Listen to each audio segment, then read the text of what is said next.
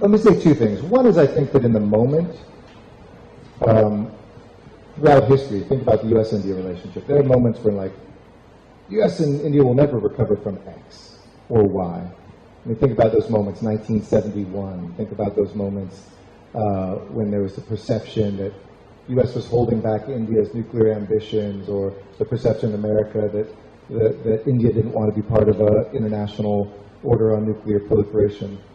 Certainly we, and I know you asked about Canada, have shown you can get through the most difficult moments.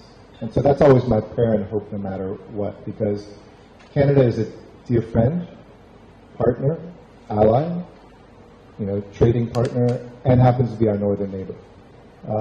We care deeply for Canada, just as we care deeply for India and Indians.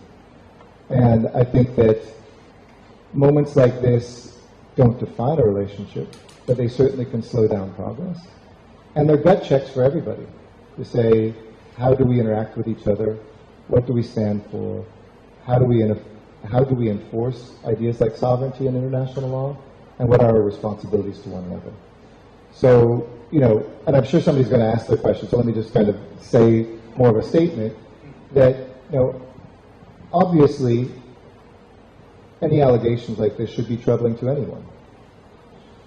But with an active criminal investigation, I hope that we can make sure that perpetrators are brought to justice, and that we can all allow the space for that information and that investigation to occur before anybody leaps to judgment.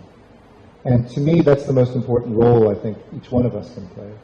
Sovereignty is a very important principle. As you've heard our National Security Council spokesperson, our State Department spokesperson, White House spokesperson say, we've been in regular communication.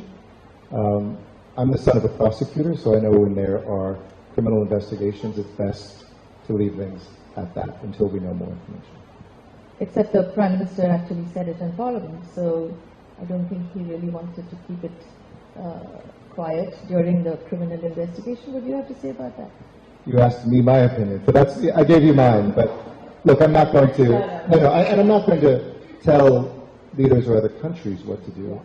But I think it's incumbent on all of us to remember the principles of international law, the principles of sovereignty, non-interference, and that can be heard both directions, but need to be heard appropriately.